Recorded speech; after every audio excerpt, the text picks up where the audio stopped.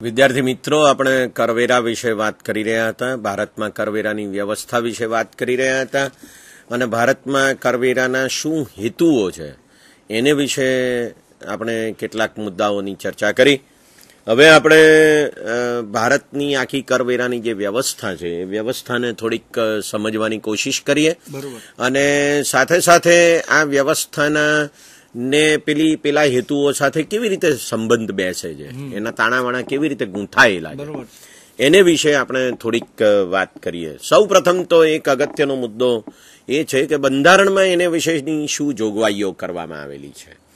તો બંધારણમાં જે જોગવાઈ કરવામાં આવી છે તે આવી છે. બંધારણની કલમ નંબર 265 એમાં એવી જોગવાઈ કરવામાં આવી છે કે કોઈ પણ વેરો લાદવા માટે law must be enacted to impose, વેરો લાદવા માટે, to change or to withdraw any tax. કોઈ પણ વેરો લાદવા માટે, કોઈ પણ વેરામાં ફેરફાર કરવા માટે અથવા એ વેરો રદ કરવા માટે એટલે કે વિડ્રો કરવા માટે, પાછો ખેંચવા માટે કાયદો થવો જરૂરી છે. એટલે એનો અર્થ એવો થાય છે કે tax is not to be imposed save by authority of law. એટલે કે કાયદો જો સત્તા ન આપે તો કરવેરા લાદી શકાતા નથી. આ બહુ જ મહત્વનો મુદ્દો છે. વિદ્યાર્થી મિત્રો, આને જરા થોડુંક શું કહેવાય રાજકીય પરિપ્રેક્ષ્યમાં જોવાની જરૂર છે. રાજાઓ વેરા નાખતા હતા, એ કોઈને પૂછતા હતા? એનો કોઈ કાયદો હતો? રાજા કહે તે કાયદો. ગુજરાતીમાં કહેવત હતી, રાજાને ગમી તે રાણી, છાણા વીણતી આણી. તો એનો અર્થ એવો થયો કે રાજાને ઈચ્છા થાય કે વેરા નાખો તો નાખે, રાજા વેરા વધારે. અહીંયા શું થાય છે તો કે કાયદો કરવો પડે. તો કાયદો કોણ કરે છે? તો આ દેશમાં કાયદા કરે છે વિધાનસભાઓ અને સંસદ. સંસદમાં કોણ બેસે છે? વિધાનસભામાં કોણ બેસે છે? તો આપણા ચૂંટાયેલા પ્રતિનિધિઓ બેસે છે. આપણા ચૂંટાયેલા પ્રતિનિધિઓ બેસે છે. એનો અર્થ એવો થયો કે એમણે કાયદો કર્યો એટલે આપણે કાયદો કર્યો. એટલે એનો અર્થ એવો થયો કે એમણે જે વેરો નાખ્યો એ કોણે નાખ્યો?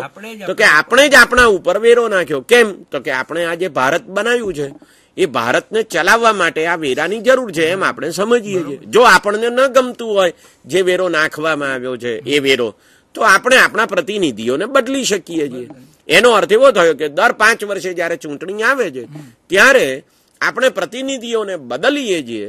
એનો અર્થ એવો પણ થાય છે કે બીજી અનેક બાબતોની સાથે સાથે એમણે જે કરવેરાની નીતિઓ આપી છે એ નીતિઓને કાં તો આપણે સમર્થન આપીએ છીએ કાં તો આપણે એ નીતિઓને ફગાવી દઈએ છીએ. એટલે આ મુદ્દાને આપણે આ મોટા વ્યાપક લોકશાહી રાજકીય સંદર્ભ સાથે જોવાની જરૂર છે. અત્યારે એક બહુ અગત્યનો મુદ્દો મીડિયામાં પણ છે, છાપામાં પણ છે અને વિદ્યાર્થી મિત્રો એમાં ગૂંચવાય નહીં. એટલે આ તમે જે વાત કરી છે એને શાહ સાહેબની વાતને બહુ જ ધ્યાનથી સાંભળજો. કોઈ પણ ટેક્સને નાખવા માટે, કાઢી નાખવા માટે કે બદલવા માટે કાયદો હોવો જરૂરી છે. વિદ્યાર્થી મિત્રો, અત્યારે હમણાં શાહ સાહેબે યાદ કર્યું તો ડિરેક્ટ ટેક્સ કોડની એક ચર્ચા ચાલી છે લોકસભામાં, એ રજૂ પણ થઈ ગયો છે અને 1961 પછી આ પહેલીવાર કાયદામાં સીધા કરવેરાના કાયદાનું એક આખું માળખું સંસદ સમક્ષ રજૂ થયું છે, જે લગભગ પસાર થઈ જશે. થોડી ચર્ચા થશે, એમાં થોડા સુધારા વધારા થશે. તો એની બધી જોગવાઈઓ છાપવામાં આવી રહી છે કે હવે 2 લાખ સુધી આટલો વેરો, 3 લાખ સુધી આ 5 લાખ સુધી આ વેરો, 10 લાખ સુધી આ વેરો. એ તો મોટી મોટી જોગવાઈઓ. બાકી તો એમાં અનેક જોગવાઈઓ છે જે કંપનીઓને, ઉદ્યોગકારોને બધાએ કેવી રીતે વેરો ભરવો એ અંગેના નિયમો છે, એ અંગેના પેટા કાયદાઓ છે. હવે વિદ્યાર્થીઓ, તમને કદી આવો પ્રશ્ન થયો કે આ ડિરેક્ટ ટેક્સ કોડ આવી ગયો તો શું હવે કાયમ માટે આ રીતે ટેક્સ થશે? દર વર્ષે લોકસભામાં અને વિધાનસભામાં બજેટ રજૂ નહીં થાય? જો હમણાં સાહેબે કીધું એમ ગુડ્સ એન્ડ સર્વિસીસ ટેક્સ થઈ જાય તો શું કાયમ માટે વિધાનસભા એ જ ટેક્સને લાગુ કરશે? વિચારો. અહીંયા મુદ્દો એ છે કે આ કાયદો છે. આ કાયદાની મર્યાદામાં રહીને બજેટ તો દર વર્ષે જ રજૂ કરવાનું છે, કારણ કે બજેટ જે છે એ વાર્ષિક કવાયત છે અને દર વર્ષે સરકાર પોતાના વર્ષમાં, આવનારા વર્ષમાં ક્યાં એને ખર્ચ કરવો પડશે અને ખર્ચને પહોંચી વળવા માટે એને કયા કયા વેરા લેવા પડશે એ બાબત રજૂ કરે છે સંસદ અને વિધાનસભામાં. એ પ્રક્રિયા તો ચાલુ જ રહેશે. આ તો કાયદાનું પીઠબળ. આ કાયદા મુજબ હવે બજેટ રજૂ થશે અને હમણાંથી ભારત સરકારમાં જે હમણાં સમવાય તંત્ર આપણે ચાલે છે એમાં શાહ સાહેબે વાત કરી હતી, એમાં એક બહુ સરસ પરિવર્તન આવી રહ્યું છે કે રાજ્યો નીતિગત રીતે એક થાય. એટલે કે ટેક્સ ભલે રાજ્યો ઉઘરાવે અને એની આવક ભલે રાજ્યો જ રાખે, પણ રાજ્યોની વચ્ચે ટેક્સ નાખવા બાબતે સ્પર્ધા ન થાય ખોટી. કારણ કે એક વિચિત્ર વલણ આપણા અર્થતંત્રમાં જોવા મળ્યું હતું. આમ આપણે ઇકોનોમિક્સમાં એવું ભણાવીએ છીએ કે વેપારીઓ અને ઉદ્યોગપતિઓ વચ્ચે સ્પર્ધા થાય તો ગ્રાહકને ફાયદો થાય. છેલ્લા વર્ષોમાં ભારતમાં એક વિચિત્ર લક્ષણ જોવા મળ્યું. વેપારીઓ અને ઉદ્યોગપતિઓ ઇજારામાં આવી ગયા અને એને બોલાવવા માટે રાજ્યો વચ્ચે સ્પર્ધા શરૂ થઈ. એટલે ઉલટાનું શોષણ રાજ્યોનું થવા માંડ્યું. સ્પર્ધા કોની વચ્ચે થવી જોઈએ? વેપારીઓ વચ્ચે. એટલે રાજ્યો વચ્ચે અમારે ત્યાં અમે ઓછો ટેક્સ નાખીશું, તમે અહીં આવો, આ પ્રકારની ખોટી સ્પર્ધાઓ ન ઉભી થાય. એટલે એક નીતિ વિષયક બાબત આવી. પણ હું જે મુદ્દો આપણી કલમના સંદર્ભમાં કહેતો હતો એ આટલો જ કે કરવેરાનો એક પહેલા કાયદો બનાવવો પડે, કાયદા મુજબ. અને આપણે જાણીએ છીએ કે કાયદો છે એ બંધારણની મર્યાદામાં રહીને સંસદ સભ્યો, જે શાહ સાહેબે ખાસ કીધું છે કે આપણા ચૂંટેલા પ્રતિનિધિઓ આ કાયદો કરે છે. જો તમને કરવેરાનું આજનું માળખું ન ગમતું હોય તો આ માળખું ઘડનારા પ્રતિનિધિઓ બદલો.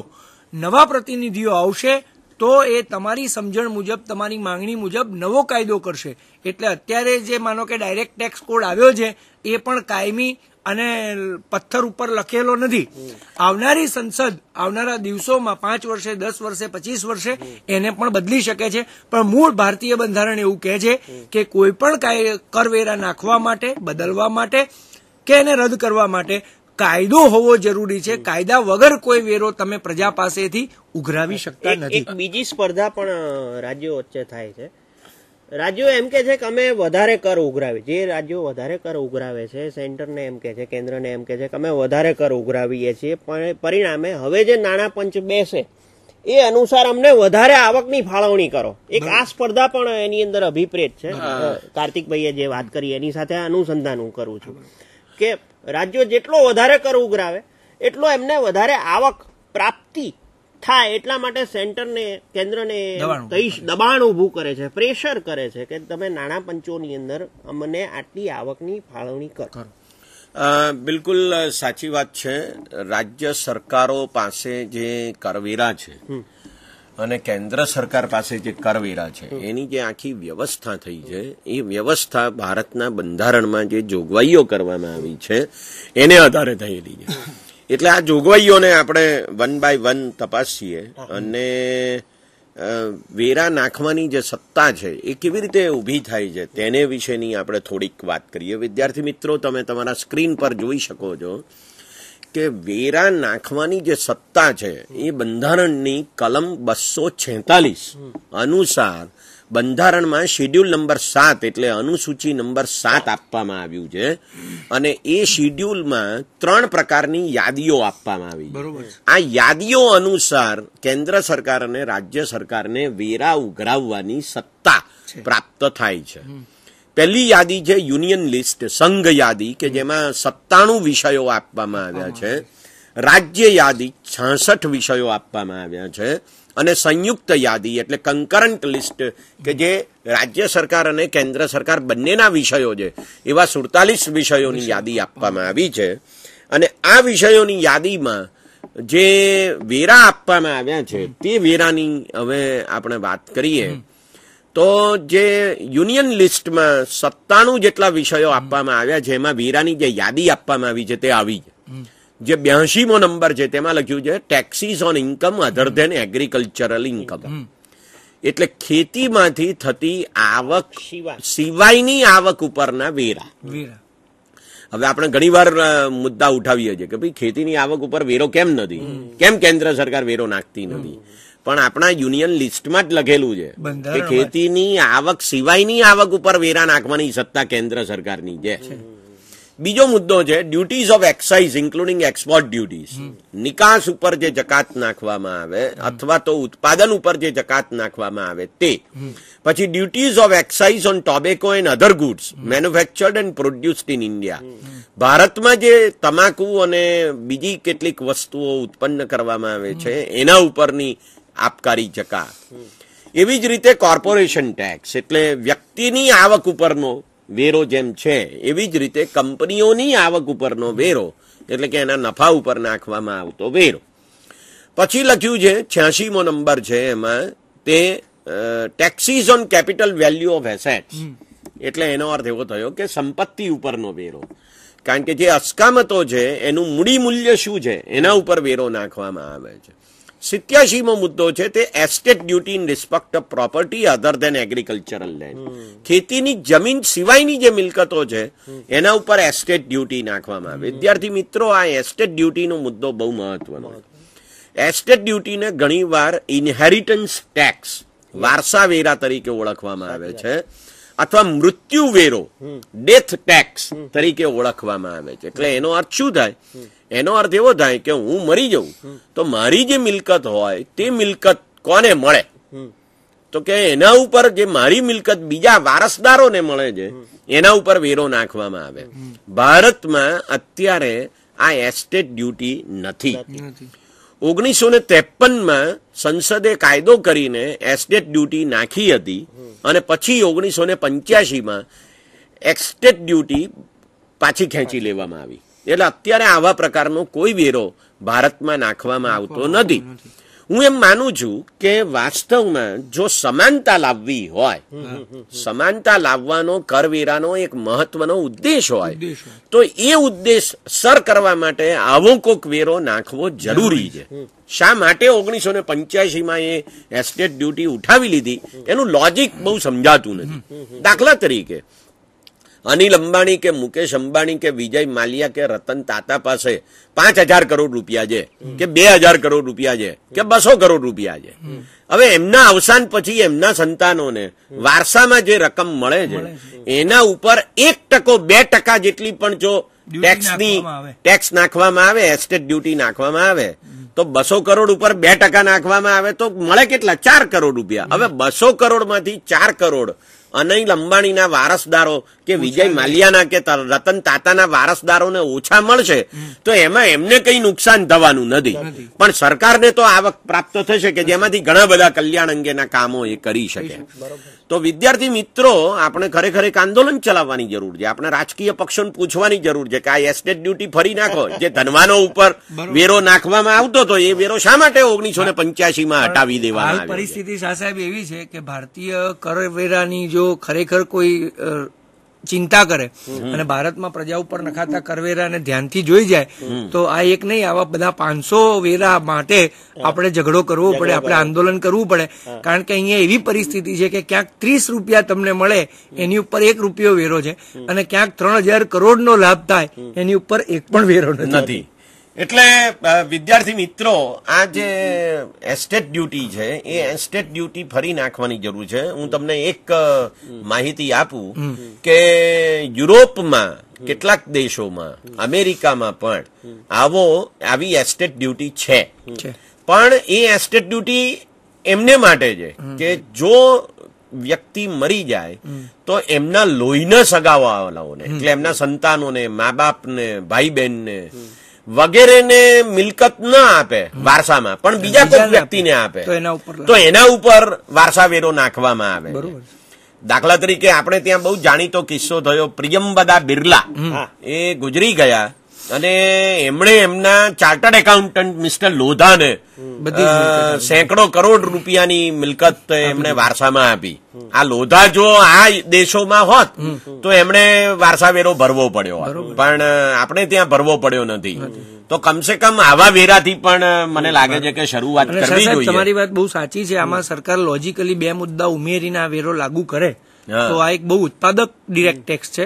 કારણ કે અહીંયા એક જયારે આવા વેરાનો વિરોધ કરવો હોય ને ત્યારે લોકો સામાન્ય પ્રજાને હાથો બનાવીને આગળ મૂકી દે કે કાલ સવારે એક અધ્યાપક કે શિક્ષકે 2-5 લાખનું મકાન મહેનત કરીને બનાવ્યું હોય એ એના છોકરાને વારસામાં આપે તો એની ઉપર વેરો થાય એ તો બહુ ખોટું કહેવાય. અને આવી રીતે એમ કે સંપત્તિ વારસામાં મળે ગરીબ સામાન્ય મધ્યમ વર્ગના માણસને કે એને, તો એના છોકરાને વારસામાં મકાન મળ્યું હોય પણ એની હાલત તો બહુ ખરાબ હોય તો એ તો વેરો પણ ન ભરી શકે. એટલે આવા વેરા નકામા એમ વાત કરે એ વખતે આ શાહ સાહેબ કે છે એવી બિરલાવાળી કે એવું ઉદાહરણ કોઈ ના આપે કરોડોનું, પણ આમાં તો એક બહુ સરળ મુદ્દો છે કે સરકાર કહી દે કે 2 કરોડ 5 કરોડ 5 કરોડની મિલકત છે, કારણ કે સામાન્ય વર્ગની મિલકત બાપ દાદાની 2-3 કરોડથી વધારે ના હોય. તો સરકાર 5 કરોડ રાખે. હમણાં જે આંકડો પ્રસિદ્ધ થયો છે ભારતમાં તે એ છે કે આ દેશમાં 1,20,000 લોકો એવા છે માત્ર 120 કરોડમાંથી કે જેમની આવક વાર્ષિક 1 કરોડ રૂપિયા કરતા વધારે છે. તો કમસે કમ આવા લોકો વારસા માટે તો વેરો નાખવો જોઈએ. અને સાહેબ અહીંયા અગત્યનો મુદ્દો એ છે કે એક તો આવી રીતે સરકાર સામાન્ય વર્ગને આનાથી દૂર રાખી શકે, પણ બીજો એક બહુ અગત્યનો મુદ્દો છે આ વેરો જે પાછો ખેંચ્યો છે એની પાછળનું પોલિટિક્સ છે કે એક સ્થાપિત હિતો આપણા કરવેરાના માળખાને, કરવેરાની નીતિને અને કરવેરાના કાયદાને કઈ રીતે અસર કરે છે. કારણ કે આ બધા કરોડપતિઓ દ્વારા ક્યાંક ને ક્યાંક આ મુદ્દો અસર પામેલો છે. અને એ એટલા માટે પણ કે આમ કાળું નાણું એટલે કે જે તમે ટેક્સ ભર્યા વગરની મિલકત બનાવી છે, બિનહિસાબી નાણું, એ આમ ગુનો હોય. પણ જયારે તમે એની મિલકત બનાવી દો અને પછી મિલકત એના વારસામાં જતી રહે એટલે આપોઆપે વાહિત થઈ જાય. કારણ કે વારસાની મિલકત ઉપર વેરો નથી અને પછી એ મિલકત માણસ બતાવી દે અને મિલકત ઉપર એને કોઈ વેરો ભરવાનો થાય નહીં. અને આપણું તંત્ર એટલું ધીમું તો છે જ કે 50-60 વર્ષ ને બીજી ને ત્રીજી પેઢીના હાથમાં મિલકત જાય ત્યારે એની આગળની 5મી પેઢીએ વેરો નહોતો ભર્યો એ મુદ્દો જ રહે નહીં. વિદ્યાર્થી મિત્રો આપણે બીજી પણ વાત વિદ્યાર્થી મિત્રોને અહીંયા જણાવી દેવાની કે 82મી યાદી અને 86મી યાદી જે છે એમાં એગ્રીકલ્ચર ઇન્કમ ઉપર કોઈ ટેક્સ નાખવાની જોગવાઈ કેન્દ્ર સરકારને નથી. પણ 1970ની અંદર કે.એન. રાજ કમિટીએ એગ્રીકલ્ચરલ હોલ્ડિંગ ટેક્સ ઉપર એની એક આખી કમિટી બનાવવામાં આવી કે.એન. રાજના વડપણ હેઠળ, અને જમીન ધારણ વેરો નાખવો કે કેમ એનો આખો અહેવાલ સંસદને સુપ્રત કરેલો. એ વિશેનો બહુ મોટો વિવાદ ભારતની અંદર જાગેલો કે એગ્રીકલ્ચર હોલ્ડિંગ ટેક્સ કઈ રીતે નાખવો, એના જમીન ધારણ કેટલા પ્રમાણની અંદર કરે એ પણ એની સરસ રીતે માપવામાં આવેલું. અને એમએના વિદ્યાર્થીઓને ખાસ તો એ જાહેર અર્થવિધાન નામનું જે પેપર આવે છે એની અંદર ભણાવવામાં પણ આવે છે કે કે.એન. રાજ કમિટીનો અહેવાલ શું કહે છે. ટીવાયમાં પણ છે, ટીવાયમાં પણ એનો થોડોક નાનો એવો વિદ્યાર્થી મિત્રો તો આપણે આગળ વધીએ. યુનિયન લિસ્ટ સંઘ યાદીમાં જે મુદ્દાઓનો સમાવેશ કરવામાં આવ્યો છે, જે વેરાઓ કેન્દ્ર સરકારને સુપ્રત કરવામાં આવ્યા છે એની યાદીમાં આપણે આગળ વધીએ. વિદ્યાર્થી મિત્રો તમારા સ્ક્રીન ઉપર તમે જોઈ શકો છો એમાં 88મો નંબર છે duties in respect of succession to property other than agricultural land. એટલે કે વારસામાં જે આવક મળે છે એના ઉપર નાખવામાં આવતી જકાત. પછી terminal taxes on goods and passengers, ઉતારુઓ ઉપર અથવા વસ્તુઓ ઉપર જે વેરા નાખવામાં આવે તે. Taxes other than stamp duties on transactions in stock exchanges and future market, વાયદા બજારમાં અને શેર બજારોમાં સોદાઓ ઉપર જે સ્ટેમ્પ ડ્યુટી નાખવામાં આવે એ સિવાયના વેરાઓ. પછી in respect of bills of exchange, cheque, promissory note, policies of insurance, share transfer વગેરે ઉપર જે સ્ટેમ્પ ડ્યુટી નાખવામાં આવે તેના દર. Taxes on sale or purchase of newspapers and on advertisement publish therein. એટલે કે અખબારોમાં જે જાહેર ખબરો આવે છે એ જાહેર ખબરોના ઉપર અને અખબારોના વેચાણ અને ખરીદી ઉપર નાખવામાં આવતા વેરા એનો પણ સમાવેશ આ સંઘ યાદીમાં કરવામાં આવ્યો છે. અને બીજા 3 મુદ્દાઓ છે અને એ 3 મુદ્દાઓ બહુ અગત્યના છે કારણ કે નવા મુદ્દાઓ છે. Taxes on purchase of goods other than newspapers in interstate trade. એટલે કે એક રાજ્ય અને બીજા રાજ્યમાં જે અખબારો જાય છે, જે ખરીદી અને વેચાણ થાય છે, તો ભારતના બંધારણમાં 1956માં 6ઠ્ઠો સુધારો કરવામાં આવ્યો અને આ વેરો આ સંઘ યાદીમાં દાખલ કરવામાં આવ્યો. પછી બીજો મુદ્દો છે તે taxes on consignment of goods, એટલે જાંગર વેરો જેને આપણે કહીએ છીએ. એ જાંગર વેરો 1982માં 46મો બંધારણ સુધારો કરવામાં આવ્યો અને એ રીતે આ યાદીમાં મૂકવામાં આવ્યો. અને છેલ્લે 88મો બંધારણ સુધારો કરવામાં આવ્યો 2003માં કે જેને આધારે અત્યારે સર્વિસ ટેક્સ એટલે સેવા વેરો લેવામાં આવે છે કેન્દ્ર સરકાર દ્વારા. સંઘ યાદીમાં એનો ઉમેરો કરવામાં આવ્યો. તો આ દ્રષ્ટિએ સંઘ યાદી એ કેન્દ્ર સરકારે કરવાના કામોની યાદી આપે છે અને એ યાદીમાં એણે કયા વેરા ઉઘરાવવાના કામો કરવાના છે એની પણ યાદી એમાં મળી ગઈ છે. તો આ રીતે કુલ 97 જેટલા કામો એને સોંપવામાં આવ્યા છે કેન્દ્ર સરકારને અને એમાંથી કેટલાક કામો એ કરવેરા ઉઘરાવવા માટેના છે. વિદ્યાર્થી મિત્રો હવે આપણે થોડા આગળ વધીએ તો આપણે જોઈએ કે આ સંદર્ભમાં આ જે લિસ્ટ આપવામાં આવ્યું એના સંદર્ભમાં કયા વેરા મોટે ભાગે કેન્દ્ર સરકાર ઉઘરાવે છે. તો તમે સ્ક્રીન ઉપર જોઈ શકો છો કે taxes impose by central government. તો એ ઇન્કમ ટેક્સ નાખે છે, એટલે વ્યક્તિગત આવક ઉપર અને કંપનીઓની આવક ઉપર વેરો નાખે છે. બીજું એક્સાઇઝ ડ્યુટી, એટલે જે વસ્તુ ઉત્પન્ન થાય છે એના ઉપર નાખવામાં આવતો વેરો. એટલે કોઈ એક ફેક્ટરીમાં જે વસ્તુ ઉત્પન્ન થઈ તો એ ફેક્ટરીમાંથી ત્યારે જ બહાર નીકળે કે જ્યારે એના ઉપર વેરો નાખવામાં આવે. એટલે હિન્દીમાં એને ઉત્પાદન શુલ્ક તરીકે ઓળખવામાં આવે છે. કસ્ટમ ડ્યુટી એટલે બહારથી આવતી, દેશની બહારથી આવતી વસ્તુ અને દેશમાંથી બહાર જતી વસ્તુ, આયાત અને નિકાસ, એના ઉપર નાખવામાં આવતી ડ્યુટી એટલે કસ્ટમ ડ્યુટી. વેલ્થ ટેક્સ એટલે સંપત્તિ વેરો, એટલે જુદી જુદી જે સંપત્તિ લોકો પાસે છે એના ઉપર વેરો નાખવામાં આવે છે. વિદ્યાર્થી મિત્રો, વેલ્થ ટેક્સની આવક પણ ખૂબ જ ઓછી છે. એટલે આવકવેરાની આવક અને વેલ્થ ટેક્સ એ બેમાં બહુ જ મોટો તફાવત દેખાય છે. એટલે એનો અર્થ એવો થયો કે સંપત્તિવાન લોકો ઉપર આ દેશમાં ઓછા વેરા નાખવામાં આવે છે. ત્રીજો એ પછીનો મુદ્દો છે સર્વિસ ટેક્સ. આ તો અત્યારે ખૂબ જ જાણીતો વેરો થઈ ગયો છે. તમારું મોબાઈલનું બિલ હોય, ઘરમાં વીજળીનું બિલ આવતું હોય, ઘરમાં લેન્ડલાઇન ફોનનું બિલ આવતું હોય, તમે હોટલમાં ખાવા જતા હો તો લગભગ 80થી વધારે જેટલી સેવાઓ ઉપર આ વેરો નાખવામાં આવે છે. 2003માં બંધારણમાં સુધારો કરીને આ વેરો નાખવામાં આવ્યો. વિદ્યાર્થી મિત્રો, ત્યાં સુધી આ સેવાઓ ઉપર વેરો નાખવામાં જ નહોતો આવતો. એનું એક અગત્યનું કારણ શું છે? એનું અગત્યનું કારણ એ છે કે દેશના અર્થતંત્રમાં સેવાઓનો ફાળો જીડીપીમાં વધી રહ્યો છે અને અત્યારે લગભગ 52% જેટલો ફાળો જીડીપીમાં એટલે કે દેશની કુલ આવકમાં સેવા ક્ષેત્રમાંથી આવે છે. એટલે દેશ છે તે સેવા પ્રધાન છે. આપણે સામાન્ય રીતે એવું કહી રહ્યા હોઈએ છીએ કે દેશ ખેતી પ્રધાન છે, પણ દેશ ખેતી પ્રધાન હતો, હવે નથી. અત્યારે ખેતીમાંથી આવક જેટલી મળે છે, સમગ્ર દેશમાં જેટલી આવક ઉત્પન્ન થાય છે એ માત્ર 16% જેટલી છે. 52% જેટલી આવક એ સેવા ક્ષેત્રની છે. 52 અને 16 ઉમેરો તો બાકીની જે આવક રહી તે ઉદ્યોગો ક્ષેત્રની છે. તો વિદ્યાર્થી મિત્રો, સેવા ક્ષેત્ર ઉપર જે વેરો નાખવામાં આવ્યો છે એ વેરો એટલા માટે મહત્વનો છે. હવે મુદ્દો એ છે કે તમે ઉત્પાદન વેરો નાખો છો એટલે એક્સાઇઝ ડ્યુટી. તો એક્સાઇઝ ડ્યુટીની આવક વધારે છે કે સેવા વેરાની આવક વધારે છે? તો અત્યારે પરિસ્થિતિ એવી છે કે એક્સાઇઝ ડ્યુટીની આવક સેવા વેરા એટલે સર્વિસ ટેક્સની આવક કરતા લગભગ બમણી છે.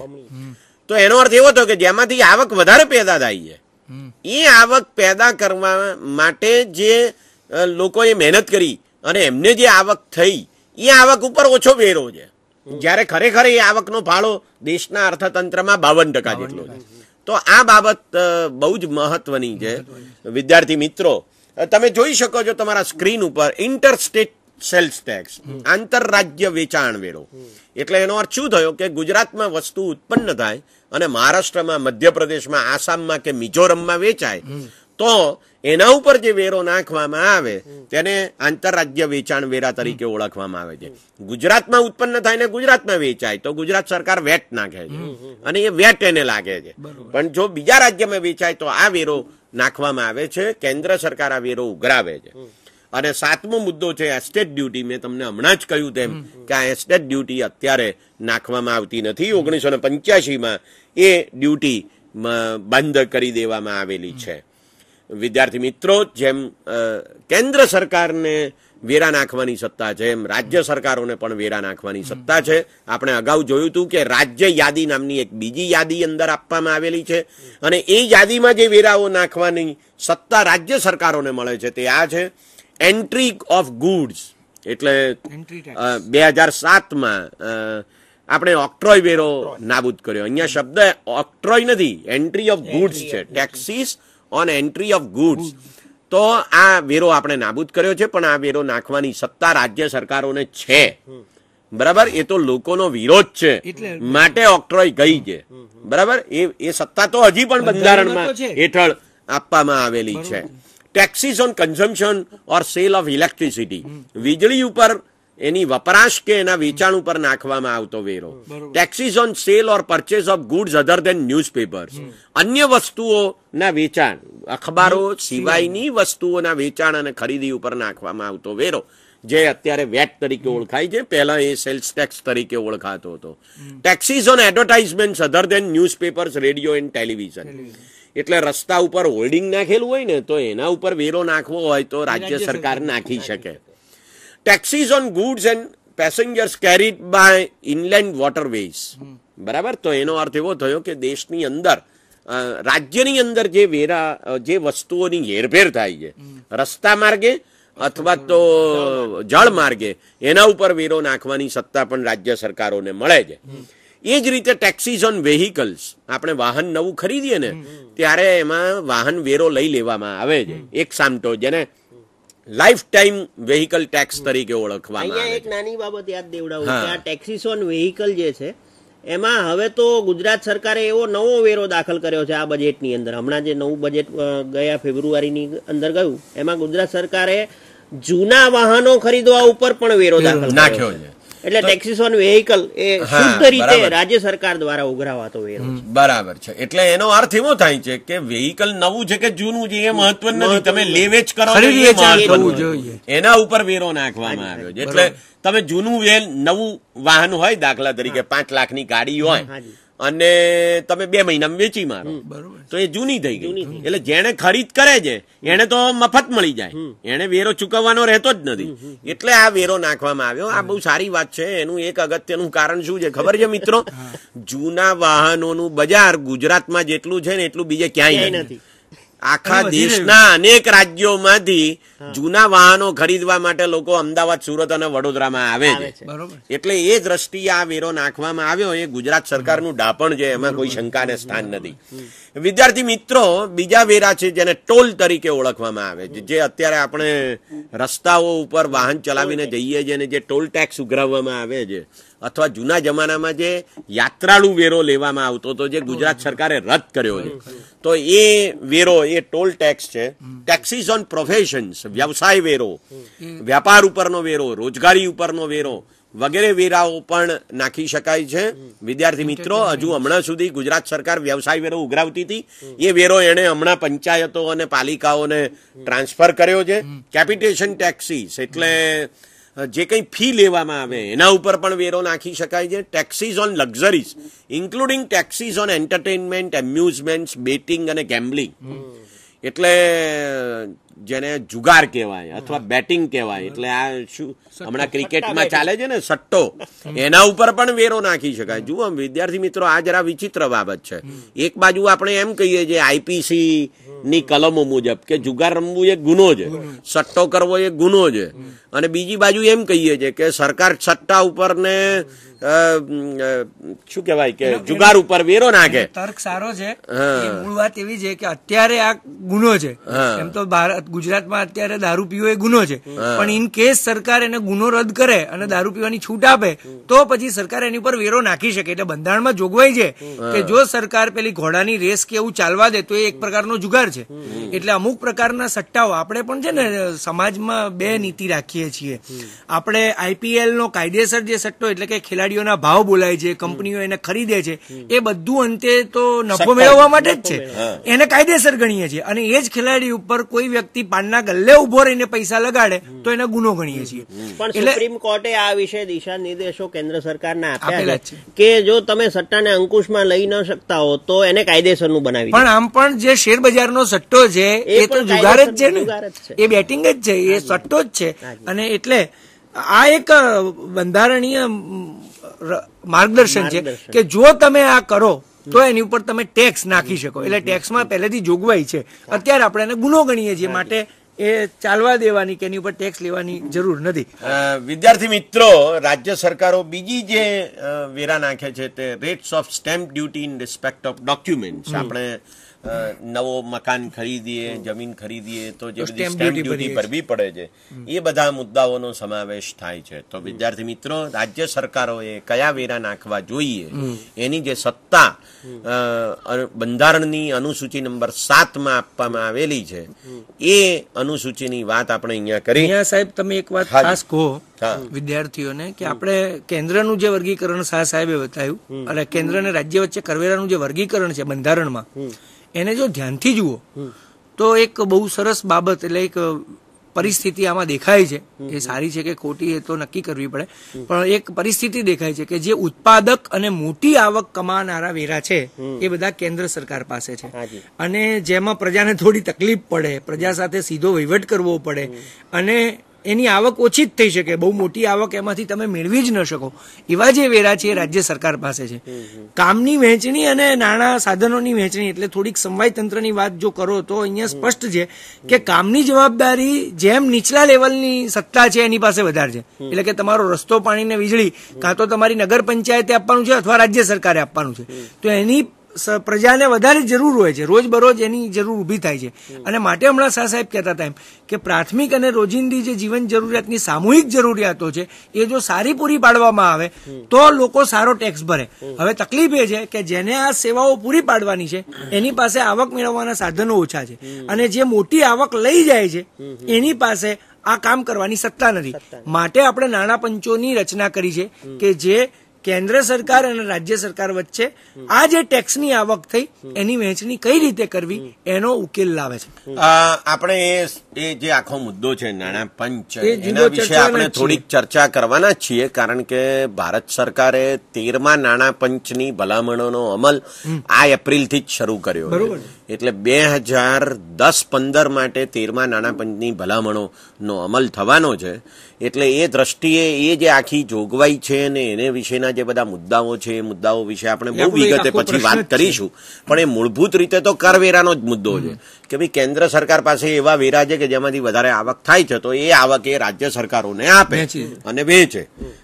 વિદ્યાર્થી મિત્રો, આ ઉપરાંત જે બધી બંધારણમાં કરવેરા વિશેની જોગવાઈઓ કરવામાં આવેલી છે એને પણ આપણે થોડીક કલમવાર જોઈએ.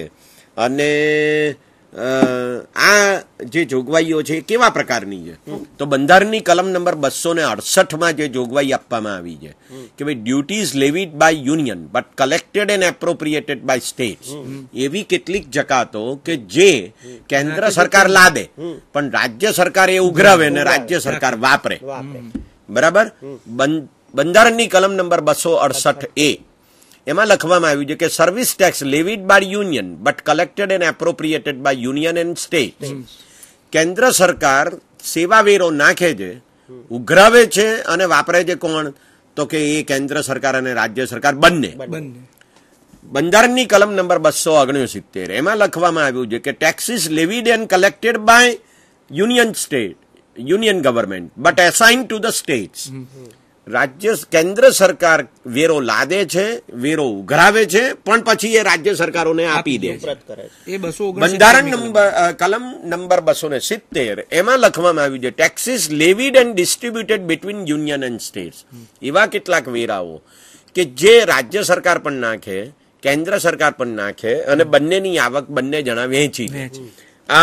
આવી કેટલાક પ્રકારની જોગવાઈઓ એમાં કરવામાં આવી છે.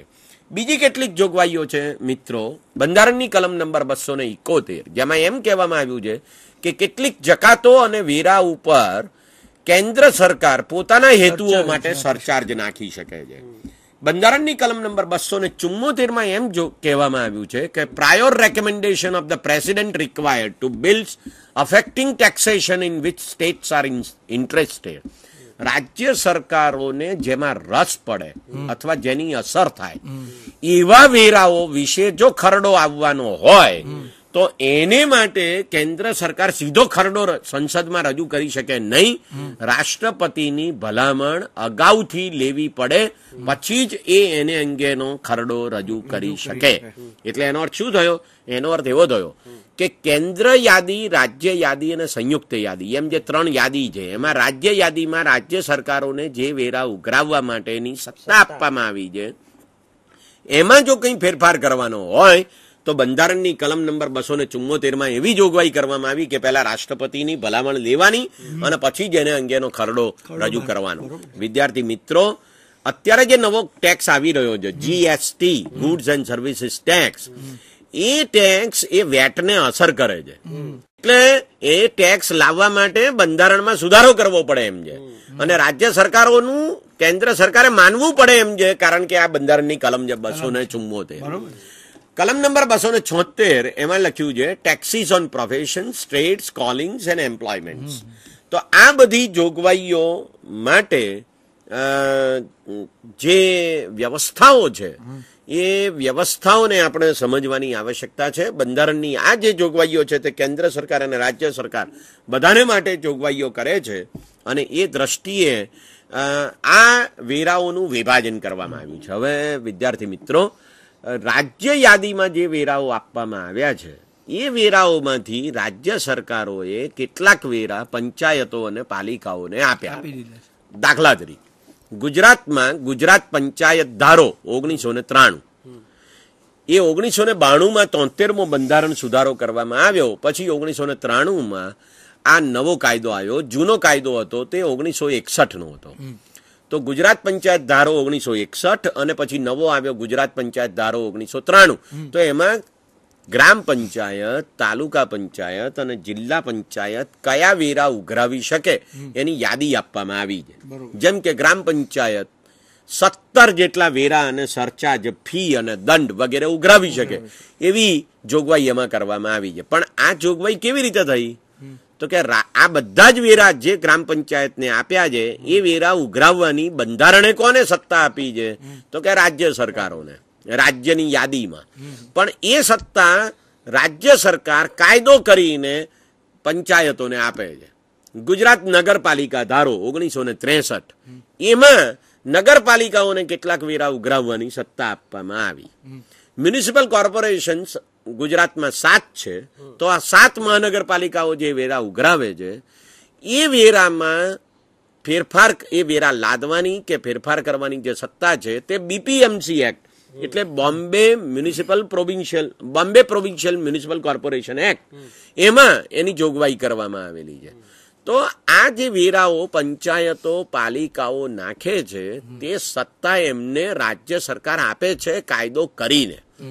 એટલે તમે જુઓ કે 2007માં જ્યારે વિધાનસભાની ચૂંટણી આવવાની હતી ગુજરાતમાં, એના થોડાક સમય પહેલા વેપારીઓએ આંદોલન કર્યું કે ઓક્ટ્રોય વેરો રદ કરો.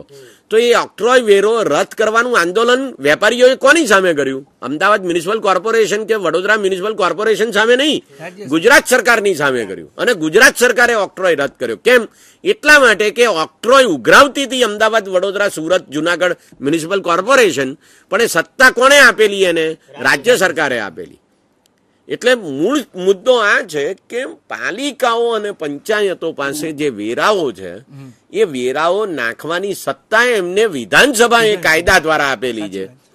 એટલે વિધાનસભા એ સત્તા પાછી પણ ખેંચી શકે છે, વિધાન આપી પણ શકે છે. એક બીજું પણ ઉદાહરણ આપું કે 1976માં જયારે વ્યવસાય વેરો નાખવામાં આવ્યો ત્યારે એ વેરો ઉઘરાવવાની સત્તા કોની પાસે હતી? રાજ્ય સરકાર પાસે હતી.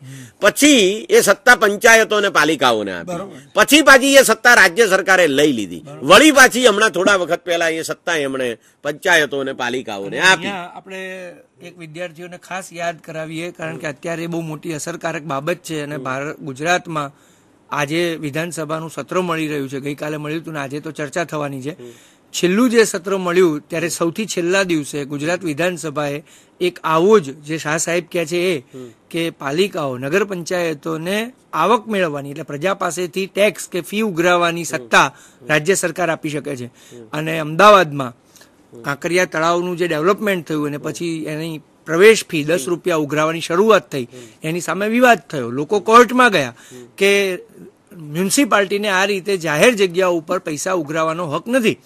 હવે બંધારણીય બાબતોમાં શાહ સાહેબ કહે છે એમ આવું કોઈ આપણે અગાઉ કાયદામાં ફેરફાર નહોતો કર્યો. એટલે કુવા, તળાવ, બગીચાઓ એમાં ફી લેવી, એ ટેક્સ ગણવો, ફી ગણવી, અને પરિણામે વિધાનસભાએ, નગરપાલિકાઓ, પંચાયતો અને મહાનગરપાલિકાઓ પોતાના એરિયામાં જે કંઈ ડેવલપમેન્ટનું કામ કરે અને આવા જાહેર સ્થળો હોય ત્યાં પ્રવેશ માટે પ્રજા પાસેથી ફી ઉઘરાવી શકશે એવું છેલ્લા સત્રમાં એક વિધેયક દાખલ કર્યું, પસાર કર્યું અને કાયદેસર હક આપ્યો કે તમારી નગરપાલિકા બગીચામાં પ્રવેશવા માટે પણ તમારી પાસેથી પૈસા લઈ શકે. હા, એટલે એનો મુદ્દો એ છે કે નગરપાલિકાને સત્તા મળે છે એનું કારણ વિધાનસભાનો કાયદો છે. નગરપાલિકા કે મહાનગરપાલિકા કે પંચાયત પોતે એવું નક્કી કરી શકતી નથી. એટલે આ દ્રષ્ટિએ આપણે આ કરવેરાની જે આખી માળખાગત વ્યવસ્થા છે એને સમજવાની જરૂર છે. આપણે ઘણીવાર એવું વિચારીએ છીએ કે નગરપાલિકાઓ આ વેરાઓ નાખે છે અથવા પંચાયતો આ વેરાઓ નાખે છે, એમાં એમણે ફેરફાર કરવા જોઈએ, એમાં આમ વધારો કે ઘટાડો કરવો જોઈએ. પણ મૂળ મુદ્દો એ છે કે વધારો ઘટાડો કરવાનો ની સત્તા વિધાનસભાને પ્રાપ્ત થયેલી છે. વિદ્યાર્થી મિત્રો, આ જ સંદર્ભમાં આજે આપણે વ્યવસ્થાઓની ચર્ચા કરી, તેના સંદર્ભમાં આપણે એક બીજો મુદ્દો પણ જોવાની આવશ્યકતા છે અને તે એ છે કે સરકાર જ્યારે બજેટ રજૂ કરે છે ત્યારે એ બજેટમાં જુદા જુદા વેરાઓમાં ફેરફારો કરે છે.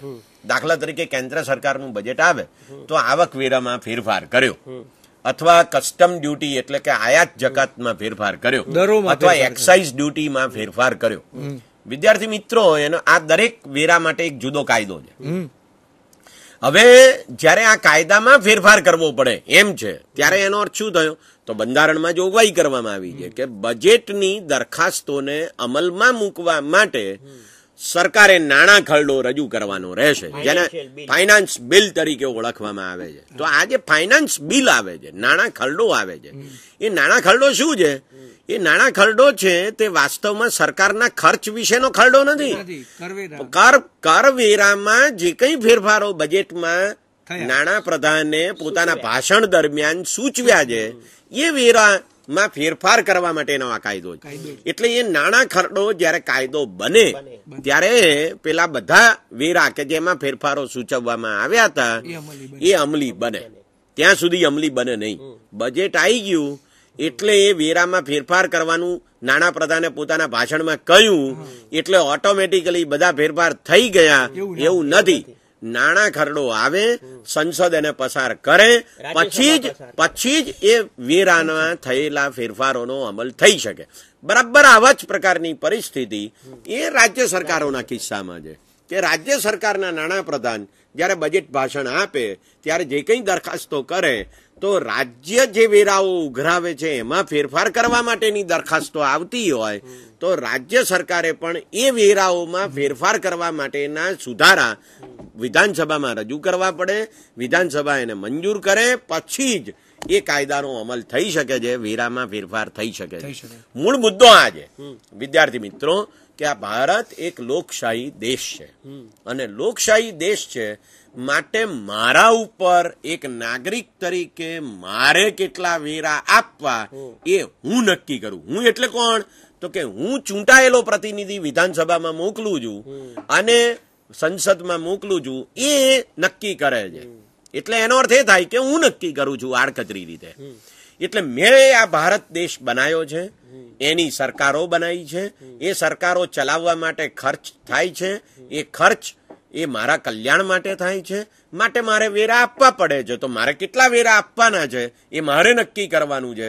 મારે એટલે કે હું ચૂંટીને જે પ્રતિનિધિઓને વિધાનસભામાં અને લોકસભામાં મોકલું છું એમણે નક્કી કરવાનું.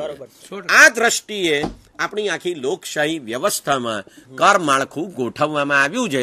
એ મુદ્દાને આપણે બરાબર ધ્યાનમાં લેવાની જરૂર છે. એટલે સરકારો આડેધડ વેરા નાખી શકે નહીં. એટલે આ વાત ઠોકીને બંધારણની જોગવાઈ અનુસાર આપણે સમજવાની છે, આપણા મનમાં ઘુસાડવાની છે કે આપણે આ વેરાઓનો વિરોધ કરીએ અથવા આ વેરાઓને સ્વીકારીએ એ આપણા ઉપર છે. વિદ્યાર્થી મિત્રો, તમને ખબર જ હશે કે જ્યારે સ્વાતંત્ર્ય આંદોલન ચાલતું હતું ત્યારે મીઠા ઉપર વેરો નાખવામાં આવ્યો અને સરકારે જે આ વેરો નાખ્યો હતો એનો ગાંધીજીએ, એ વખતની કોંગ્રેસે, દેશના લોકોએ વિરોધ કર્યો. આ શું વિરોધ હતો? મીઠા ઉપર નાખવામાં આવતા ટેક્સનો વિરોધ. તો મૂળ મુદ્દો એ છે કે કોઈ પણ વેરાનો વિરોધ લોકો કરી શકે છે. એટલે એનો અર્થ એવો થયો કે લોકો દ્વારા ચૂંટાયેલા પ્રતિનિધિઓએ એવી રીતે વેરા નાખવાના છે કે જેથી લોકોમાં બહુ વિરોધ ના થાય. કારણ કે એમણે થોડા સમય પછી તો લોકો પાસે જવાનું છે અને લોકોને જવાબ આપવાનો છે. In the sense that they are accountable to the people. લોકો પ્રત્યે એ જવાબદાર છે અને જ્યારે એ જવાબદાર બને છે ત્યારે એનો અર્થ એવો થાય છે કે એમણે લોકોને માટે આ વ્યવસ્થાઓને ચલાવવાની છે. તો વિદ્યાર્થી મિત્રો, આ બાબત આપણે ખાસ ધ્યાનમાં રાખવી જોઈએ. આપણા કાર્યક્રમના અંતિમ ભાગમાં છીએ, એટલે જે છેલ્લી 7-8 મિનિટ આપણી પાસે છે એમાં ભારતીય કરવેરાની અને ભારતીય કરમાળખાની જે લાક્ષણિકતાઓ આપણી સામે છે એની પણ થોડીક ચર્ચા કરી લઈએ. કારણ કે અત્યાર સુધી આપણે જે વાત કરીએ બંધારણીય કરવેરાની જે પરિસ્થિતિ છે અને બંધારણે કઈ કઈ જોગવાઈઓ કરી છે એની કરી. હવે આપણે આ જે સમય છે એમાં કેટલીક એ બાબતો જોઈ લઈએ કે ભારતીય કરમાળખાનો વ્યવહારમાં આપણને અનુભવ કેવો થયો છે. વિદ્યાર્થી મિત્રો, તમે તમારા સ્ક્રીન ઉપર જોઈ શકો છો કે ભારતના કરવેરામાં કેટલીક સમસ્યાઓ છે. કરવેરાના માળખામાં પહેલી સમસ્યા છે તે ઊંચા વેરાના દર છે કેટલીક બાબતોમાં. બીજો મુદ્દો એ છે કે કરવેરાના જે કાયદા છે એ બધા કોમ્પ્લિકેટેડ અને કોમ્પ્લેક્સ છે, જટિલ છે, ગૂંચવાડા ભરેલા છે. ત્રીજો મુદ્દો એ છે કે ટેક્સ સાથે સંબંધિત એવા જે કેસીસ છે એ ટ્રિબ્યુનલમાં અને કોર્ટમાં ખૂબ મોટા પ્રમાણમાં છે. હમણાં જ એક આંકડો આવ્યો કે ભારત સરકારના લગભગ 70,000 કરોડ રૂપિયા એ આ કેસીસમાં ફસાયેલા છે. ચોથો મુદ્દો એ છે કે ટેક્સ ઇવેઝન થાય છે, કરવેરામાં ચોરી થાય છે. અને એમાં કેટલોક અગત્યનો મુદ્દો તો એ પણ એમ કહેવામાં આવે છે કે ભાઈ વેરાના કાયદા એવા છે કે જેને કારણે ચોરી કરવાનું લોકોને મન થાય છે. જો કે આપણે ત્યાં પણ કર ચોરી કરવી એ એક રાષ્ટ્ર ધર્મ બની ગયો છે આપણો. લોકોને વેરા ચૂકવવાનું ગમતું નથી ને એનું એક કારણ મેં અગાઉ પણ કહ્યું હતું કે લોકો જે વેરા ચૂકવવાનું ગમતું નથી એનું કારણ એ પણ છે કે સરકાર જે સેવાઓ પૂરી પાડે છે એ બહુ સારી ગુણવત્તાવાળી નથી, નબળી છે. અને પાંચમો મુદ્દો એ છે કે જે પરોક્ષ વેરા છે, ઇનડાયરેક્ટ ટેક્સીસ છે, એની આવક વધારે છે અને પ્રત્યક્ષ વેરાની આવક ઓછી છે. ખરેખર જો સમાનતા લાવવી હોય તો પ્રત્યક્ષ વેરામાંની આવક વધવી જોઈએ, વ્યક્તિગત આવક વેરા ઉપરની આવક વધવી જોઈએ. પરોક્ષ વેરાની આવક વધારે છે એનો અર્થ એવો થયો કે જે લોકોને વસ્તુઓ ખરીદવાની છે, સેવાઓ ખરીદવાની છે, એના ઉપર વધારે વેરા આવે છે. તો આ દ્રષ્ટિએ ભારતના કરવેરાના માળખાની આ જે સમસ્યાઓ છે એ સમસ્યાઓને દૂર કરવા માટે પણ ભારત સરકારે અનેકવાર પ્રયાસો કર્યા છે. જુદા જુદા સમયે જુદા જુદા પંચો અને સમિતિઓની રચના કરી છે અને એની જે ભલામણો આવી છે એ ભલામણોનો અમલ કરવાનો પણ પ્રયત્ન કર્યો છે. છેલ્લે જે કરવેરા સુધારાના સમિતિ નીમવામાં આવી હતી, વિજય કેલકર જે ભારત સરકારના નાણાં સચિવ હતા એમના અધ્યક્ષ પદે સમિતિ નીમવામાં આવી હતી અને એ સમિતિએ આપણને અનેક પ્રકારના સૂચનો આપ્યા છે જે સૂચનો એમ બતાવે છે કે ભારતના કર માળખામાં કેવી રીતે સુધારા કરવા. શરૂઆત જયારે જવાહરલાલ નહેરુ વડાપ્રધાન હતા ત્યારે નિકોલસ કાલ્ડોર, બહુ જ જાણીતા અર્થશાસ્ત્રી દુનિયાના, એમને બોલાવવામાં આવ્યા હતા કે ભારતના કર માળખામાં કેવા પ્રકારના સુધારા થઈ શકે. તો કાલ્ડોર સમિતિથી શરૂ કરીને કેલકર સમિતિ સુધી, ફ્રોમ ક ટુ ક, કરવેરા અને કરવેરા એની વ્યવસ્થાઓમાં આપણે જોઈ રહ્યા છીએ કે ભારતના કરવેરાના માળખામાં સુધારા થઈ રહ્યા છે. બરોબર છે. પણ એક સૌથી અગત્યની વાત, આપણો જયારે સમય પૂરો થઈ રહ્યો છે ત્યારે એ પણ કહી દઈએ કે ડાલ્ટન એમ કહેતો હતો કે કરવેરા એક એવું સાધન છે જેનો ઉપયોગ રાજકારણીઓ કરે છે.